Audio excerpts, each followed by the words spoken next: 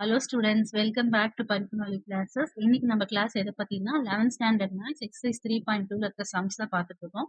Already exercise 3.2ல இருக்க first 2 sums upload பண்ணிருக்கேன், செக் பண்ணி பாருங்க.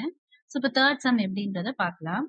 ஸோ தேர்ட் சம் என்னன்னா, what must be the radius of circular running path around around which an athlete must run 5 times in order to describe 1 kilometer.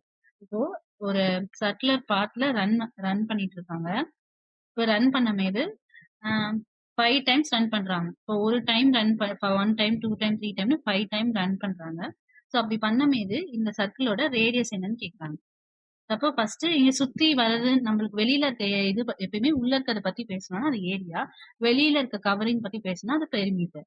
இப்ப first நம்ம question என்ன கொடுத்திருக்காங்க, 1 kilometre வந்து cover பண்றதுக்கு 5 டைம்ஸ் ரன் பண்ணணும்னு சொல்லியிருக்காங்க. அப்ப 1 கிலோமீட்டர்னா எத்தனை மீட்டர்? 1000 மீட்டரா? 1000 மீட்டர் வந்து 5 டைம்ஸ் ரன் பண்றாங்க. இப்ப நம்மளுக்கு வந்து ஒரு ரவுண்டுனாலே அது சர்க்கம்பரன்ஸா வந்துரும். அப்ப எனக்கு ஒன் டைமுக்கு எவ்வளவு டிஸ்டன்ஸ் கவர் பண்ணலாம்னு பார்க்கணும். அப்ப இங்க 1னா இந்த 5 ஈக்குவல் டு தானே டிவிஷனா வந்துரும். அப்ப 1 டைம்னா 1000 by 5. ஸோ இங்க 5 1 ஆகுதுன்னா 5 கீழே வந்துரும்.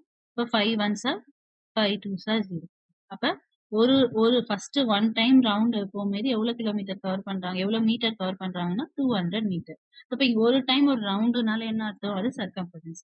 அப்ப நம்ம என்ன கண்டுபிடிச்சிருக்கோம், சர்க்கம்பரன்ஸ் ஆஃப் சர்க்கிள் கண்டுபிடிச்சிருக்கோம். சர்க்கம்பரன்ஸ் ஆஃப் சர்க்கிள் ஃபார்முலா வந்து 2πr. அப்ப 2πrன்றது 200 மீட்டர் எடுத்துக்கலாமா? அப்ப 2πr ஈக்குவல் டு 200. நமக்கு ரேடியஸ் தானே கண்டுபிடிக்கணும். அப்ப 2 இன்டூ 5 வந்து 22/7, ரேடியஸ் ஈக்குவல் டு 200. ரேடியஸ் மட்டும் வரணும்னா 200, 7 மேல போயிடும், 2 1 22 கீழே வந்து. ஸோ இப்போ இதை கேன்சல் பண்ணோம்னா நம்மளுக்கு ஆன்சர் கிடைக்கும். So 200 sir, next 2 11 sir, 250 sir. இப்போ 350 by 11. ஸோ 350 11 டேபிள டிவைட் பண்ணா 3 சார் 33, பேலன்ஸ் 2 வரும்.